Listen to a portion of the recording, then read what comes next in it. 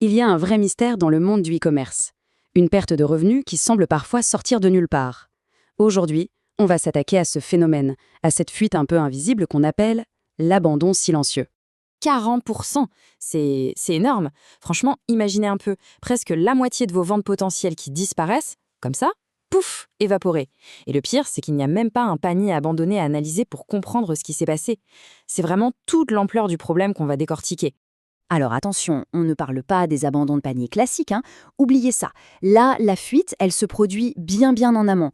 Les clients potentiels, ils s'en vont avant même de montrer la moindre intention d'achat. C'est une sorte d'hémorragie, silencieuse, oui, que la plupart des entreprises ne voient même pas, ne mesurent pas. Ok alors, pour bien comprendre, on va partir d'un scénario que beaucoup connaissent. C'est une situation hyper frustrante qu'on appelle le paradoxe de la croissance. Et voilà, on est en plein dedans. Le trafic sur le site, il grimpe. Mais le chiffre d'affaires, lui, il bouge pas. Stagnation totale. Les visites se multiplient, mais les ventes, elles, ne décollent pas du tout. La question, c'est pourquoi? C'est un vrai casse-tête. Bon, face à un truc pareil, le réflexe, c'est de jouer les détectives, non? On lance une enquête, on se met à chercher un coupable, et on commence bien sûr par passer en revue les suspects habituels. Et l'enquête commence. Allez, on regarde la performance des pubs. Est-ce que c'est ça? Non. La stratégie de prix? On remet tout en question. On part à la chasse aux bugs sur le site, on réévalue tout le catalogue de produits, bref, on regarde partout. Et attention, ce sont de bonnes pistes, bien sûr, mais souvent, ça ne révèle qu'un petit bout de l'iceberg. Et c'est là qu'on arrive au cœur de notre sujet. Parce que, et si le vrai problème, il était ailleurs? S'il était caché, complètement invisible pour les outils d'analyse classiques? Alors la question est simple, si ce ne sont pas les suspects habituels, qui est le vrai coupable? Qui est responsable de cette stagnation?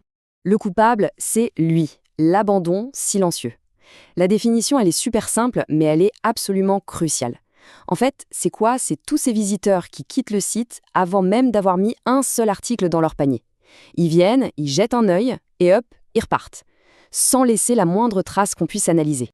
Voilà, cette phrase, elle résume parfaitement le truc. Ce sont des fuites qui arrivent tout au début du parcours. Et c'est pour ça qu'elles sont invisibles.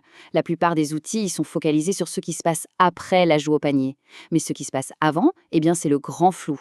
Alors, pour bien comprendre où et comment on perd ses clients, il faut retourner sur la scène du crime. Et cette scène du crime, ce sont les différentes étapes du parcours client juste avant le panier. En gros, la fuite, elle a lieu à 3 endroits critiques. D'abord, bam, la page d'accueil. Si elle est trop confuse, le visiteur part direct. Deuxième point chaud, les pages de catégorie. Si la navigation est un cauchemar, c'est pareil, il s'en va. Et enfin, la page produit elle-même. Si les infos ne sont pas claires, par exemple s'il est impossible de trouver un guide détail, c'est la sortie assurée. Maintenant, attention, on arrive au point le plus important. On va complètement changer de perspective. Parce que ce problème, en réalité, ce n'est pas juste une perte.